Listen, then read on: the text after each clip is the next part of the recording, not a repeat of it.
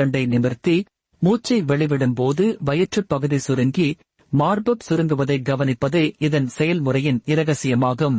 இது ஆயுளை அதிகரிக்கும். பிராணாயாமம் என்னும் மூச்சு பயிற்சி செய்யும் போது உடலுக்கு அதிக சக்தி கிடைக்கிறது. மனம் அமைதி பெறுகிறது. மன அழுத்தம் குறைகிறது. நோய் எதிர்ப்பு சக்தி அதிகரிக்கிறது. தினசரி பிராணாயாமம் செய்பவர்களுக்கு நோய் வந்தால் அது தானாகவே எளிதாக குணமடைந்துவிடும். பிராணாயாமம் பற்றி திருமூலர் அருளிச் செய்த திருமந்திரத்தில் அட்டாங்க யோகம் பகுதியின் 4ஆம் பிரிவில் வெளிப்படுத்திய மூச்சு பயிற்சி தொடர்பான சிறு விளக்கம் கீழே பதிவாகியுள்ளன.